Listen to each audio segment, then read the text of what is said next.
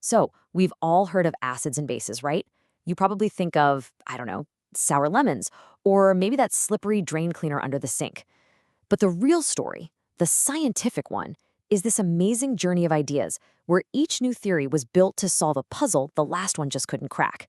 So, yeah, let's get into it. For the longest time, this was pretty much all we had. Scientists knew that acids, like what's in lemons or vinegar, had that classic sour taste. And they knew that bases, they called them alkalis back then, felt kind of slippery and tasted bitter. And really, these simple, everyday feelings were the very first clues, the first pieces of a much, much bigger chemical puzzle. Then along comes our first big player, a Swedish chemist named Svante Arrhenius. He's the one who decided to look past just the taste and feel of things. He came up with the first real major theory to explain what was actually happening down at the molecular level. And the beautiful thing about the Arrhenius theory is just how simple it is. He basically said, look, it all comes down to what a substance does when you dissolve it in water. That's it. If it spits out hydrogen ions, which are really just protons, right? Then boom, it's an acid. And if it releases these things called hydroxide ions, well, then you've got yourself a base. Simple as that. Okay, let's look at a classic example. You take some hydrogen chloride gas, you bubble it through water, and what happens? It dissolves and literally splits apart, releasing those hydrogen ions. And according to Arrhenius, it's those H+ ions that are the whole reason the solution gets its acidic properties, like that sharp, sour taste. It fits his role perfectly. And hey, the exact same logic works for bases. Take sodium hydroxide. This is the stuff you find in many drain cleaners. When you dissolve it in water, it breaks apart and lets go of these hydroxide, or OH- ions. And it's those ions that give the solution that signature, slippery, basic feel. So again, a perfect fit for the theory. Everything's looking good. So for a while, everything was great. The Arrhenius theory was a huge leap forward. It explains so much. But you know how science works. It's all about pushing the limits.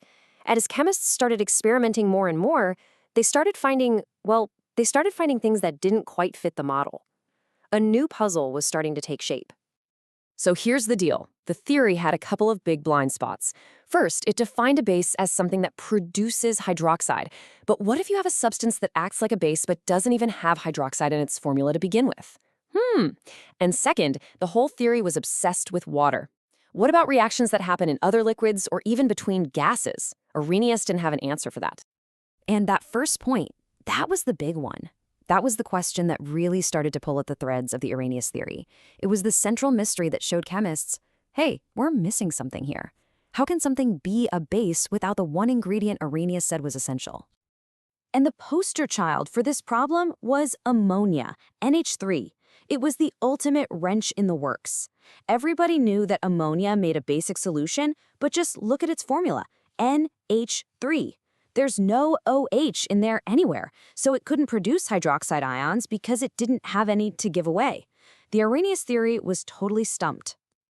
So, solving this whole ammonia problem meant we needed a totally new way of looking at things. And that fresh perspective came from two chemists, Johannes Bronsted in Denmark and Thomas Lowry in England. Working independently, they both came up with a much more elegant and powerful definition.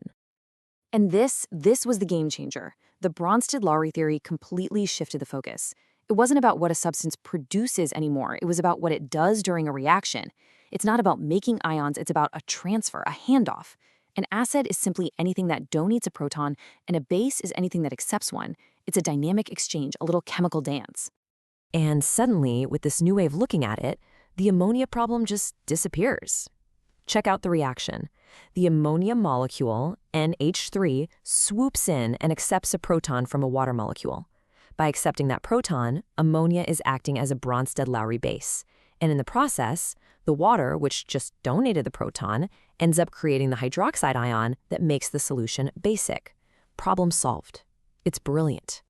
But wait, there's more. This new theory also uncovered something really cool about these reactions. See, a lot of them are reversible, which means the action on the right side of the equation is just as important as the action on the left. And this leads to a new idea. Every acid and every base has a partner on the other side of the reaction. We call these little duos a conjugate acid-base pair. And all that means is it's two substances that are connected because their formulas only differ by one single proton, one H+ ion. So when an acid gives up its proton, what's left behind is its conjugate base. And when a base grabs a proton, it turns into its conjugate acid. Okay, let's really break this down. Look at this reaction here. On the left, we have our generic acid, HA. It donates its proton, and what's left is A-. So HA and A-, that's one conjugate pair. At the very same time, the water molecule, H2O, is acting like a base. It accepts that proton and becomes H3O+. So H2O and H3O+, that's our other conjugate pair. See? Everybody partners up. Okay, hold on a second. If water can accept a proton to become H3O+, like we just saw, but it can also donate a proton like it did with our old friend ammonia, what does that mean? Could something really have a dual identity like that? Can it be both an acid and a base? Yes, absolutely it can. And there's a great word for this, amphiprotic. It's the term we use for any substance that can play both roles. It can be an acid and donate a proton, or it can be a base and accept one, all depending on who its dance partner is in the reaction. It's like a chemical chameleon.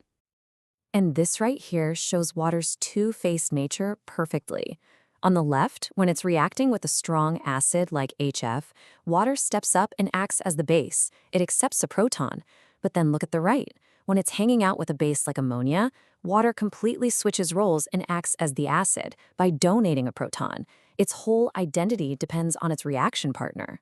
It's pretty amazing. You know, this whole journey from just tasting something sour to tracking the exchange of single protons, it really shows you how science works, doesn't it? Theories aren't set in stone. They're just our best explanations for now, always ready to grow and change when a new ammonia problem shows up. And that really makes you wonder, right? In every field of science, what are the puzzles of today that are just waiting for their own Bronsted-Lowry to come along and give us a whole new way of seeing things?